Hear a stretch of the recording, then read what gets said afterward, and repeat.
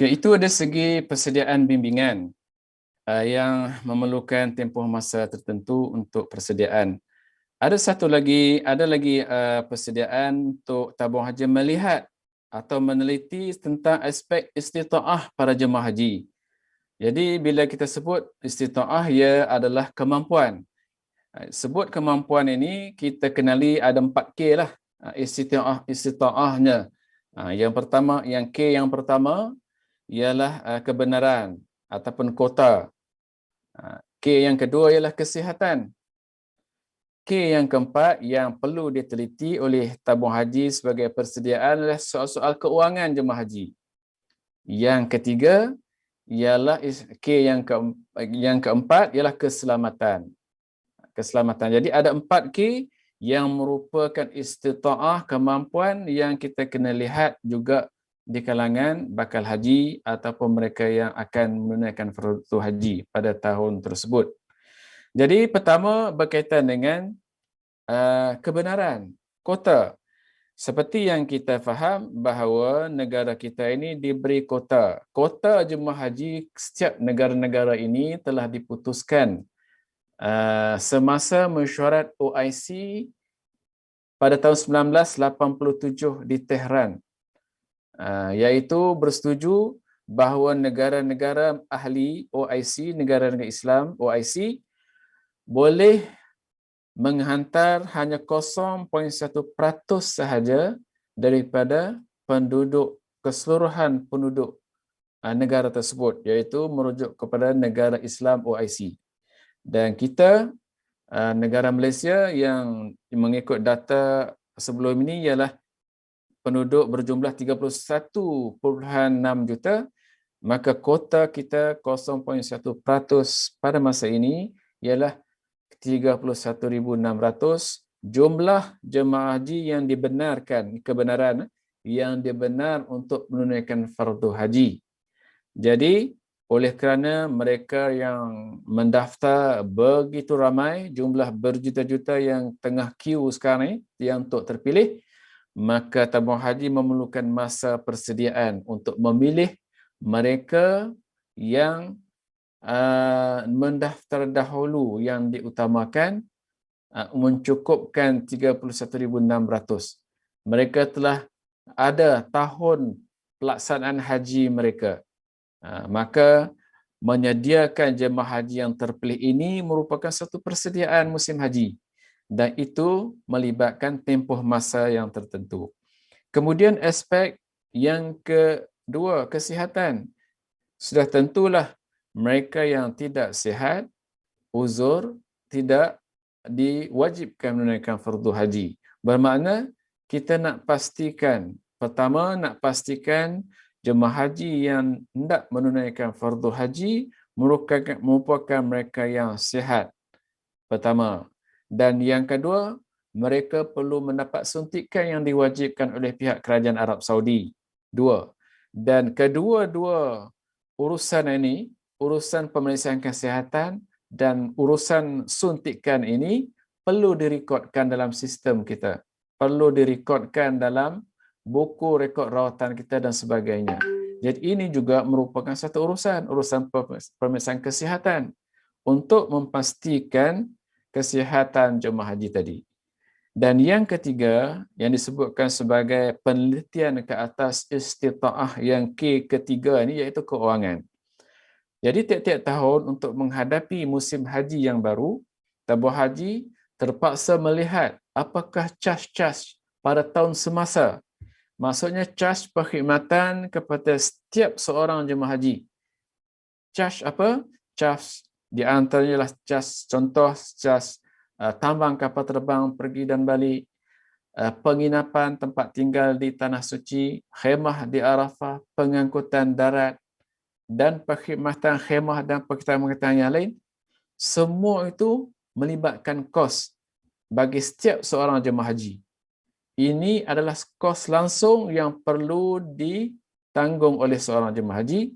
Maka tabung haji memerlukan masa meneliti kos-kos yang terlibat, termasuk dengan cukai-cukai yang dikenakan oleh kerajaan Arab Saudi. Maka kita perlu menentukan apakah kos haji yang diperlukan untuk membiayai seorang jemaah haji. Kemudian bila sudah kita tahu kos haji yang setiap tahun sudah pastilah yang akan meningkat, maka kita akan tetapkan, putuskan sama ada berapa pula bayaran haji. Jadi tadi kos haji yang sebenar, kos langsung yang dikenakan, dan lepas itu kita putuskan adakah kita nak pastikan, nak tentukan kos haji itulah bayaran haji ataupun ada bantuan haji di tengah-tengahnya yang kos bayaran haji itu akan berbeza lebih kurang daripada kos benar.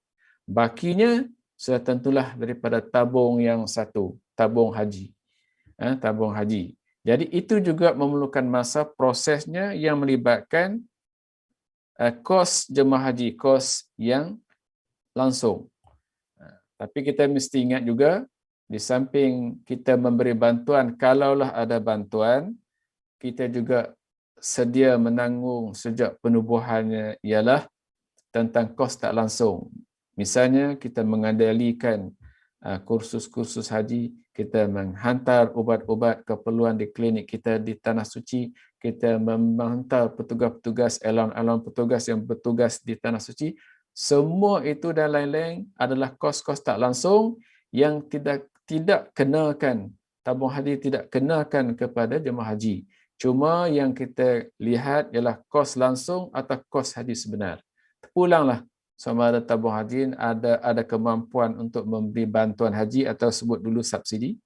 Maka satu keputusan jumlah bayaran haji perlu diputuskan, dan ini merupakan satu tempoh masa untuk melihat kos-kos haji.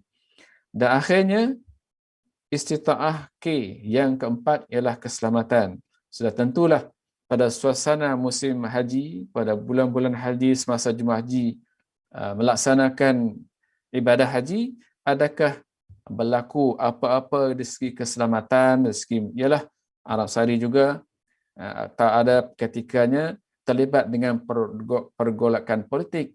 Dari segi keselamatan juga, mungkin dari segi aspek wabak macam sekarang, wabak hampir di seluruh dunia, termasuk juga wabak yang berlaku di negara kita dan juga di negara Saudi. Itu juga di antara kemampuan atau kita sebut istita'ah. Juga dari segi bencana, apakah mungkin akan ada bencana. Aspek-aspek itulah yang memberi perhatian tabung haji, kerana ia adalah merupakan kemampuan seseorang jemaah haji itu untuk menunaikan fardu haji. Dan setakat ini kita telah bincang persediaan bimbingan, kita telah bincang dari segi istita'ah, segi kotanya, pemeriksaan kesihatannya, suntikannya, menyediakan kos haji, bayaran haji dan sebagainya, dan juga melihat di aspek keselamatan. Seterusnya, tuan-tuan dan puan-puan, ada lagi persediaan yang perlu kita laksanakan, iaitu kita memerlukan petugas-petugas haji yang kita nak hantar ke Tanah Suci untuk membantu melihat kebajikan jemaah haji di semua sektor perkhidmatan, termasuklah di Jeddah, di Madinah dan juga Mekah, juga di Masyair, iaitu Arafah, Mina, Muzdalifah dan Mina. So kita perlukan petugas. Kita perlu pastikan bahawa petugas-petugas yang terpilih ini perlu disiapkan dengan sebaik mungkin. Kerana kita perlu berhadapan dengan satu budaya kerja yang berbeza, cuaca yang berbeza di luar negara yang harus mengikuti peraturan di luar negara, dan kita berhadapan dengan jemaah haji di Tanah Suci yang jemaah haji semakin berubah kehendak dan kehendak-kehendak mereka. Artinya tabung haji dalam membuat persiapan musim haji perlu menampilkan petugas yang dilatih, ataupun kita sebut dalam tag perkhidmatan kita ni sebagai petugas idaman. So sekurang-kurangnya kita bangunkan setiap petugas itu dengan persediaan fizikal. So badannya kena sihat, badan kena mantap dan tidak ada macam jemaah haji juga yang boleh melaksanakan tugasnya. Kemudian kita perlu bekalkan dengan pengetahuan pada kekuatan mentalnya, faham tentang proses kerja yang nak dilakukan, bersedia menghadapi cabaran dan kuat jiwanya, dan akhirnya kita akan bekalkannya juga dengan kekuatan kerohanian. Petugas seperti jemaah haji juga, kita juga mengejar pahala. Kalau di tanah suci, sudah tentulah petugas tu diberi kesedaran tentang kewajipan menjaga keperkhidmatan mereka di kalangan jemaah haji. Menyantuni jemaah haji itu, mudah-mudahan berkat kemabruran haji jemaah haji itu mengalir juga pahalanya kepada petugas. Dan pemahaman itulah kita perlu zahirkan kepada petugas yang kita kena buat persediaan kepada mereka sebelum pergi bertugas. Jadi ini juga merupakan proses kerja yang memerlukan tempoh masa tertentu sebagai persediaan. Dan seterusnya, selain daripada itu, jemaah haji yang akan berangkat ke Tanah Suci juga memerlukan persediaan dari segi dokumen perjalanan. Tambahan pula sekarang ni sudah bertukar cara dan proses kerja untuk menyediakan visa, visa. Kemudian bukan lagi secara manual dengan pihak kedutaan Arab Saudi di Kuala Lumpur, tetapi cara pekerja sekarang ialah banyak kita memohon untuk visa ni secara sistem online. Dan setiap seorang perlu dokumen sokongan, misalnya perlu dibuktikan bahawa beliau ada mahram yang mengikut bersama untuk pergi menunaikan haji. Semua ini merupakan gerak kerja untuk menyediakan dokumen perjalanan dan juga dokumen sokongan seperti surat mahram dan sebagainya. Dan penyediaan pasport antarabangsa ini dan juga dokumen sokongan ini ada tarikh akhirnya, dan tarikh akhir ini perlu ditepati supaya pergerakan PMA ini berjalan dapat dikawal dan jemaah haji dapat berangkat pada tarikh sepatutnya dia berangkat. Jadi urusan pasport dan pergerakan pasport dan urusan visa pasport ini, visa jemaah haji ini perlu diperolehi pada masanya. Dan seterusnya tuan-tuan, sudah tentulah kita nak berangkat ke Tanah Suci memerlukan kenderaan udara. Jadi proses perbincangan yang panjang juga dan juga perancangan penerbangan charter haji. Kita tak boleh membawa 31,600 semuanya naik dengan commercial flight. Kita perlu membawa dengan charter haji supaya jadualnya lebih kita boleh susun supaya dapat membawa dalam tempoh tertentu.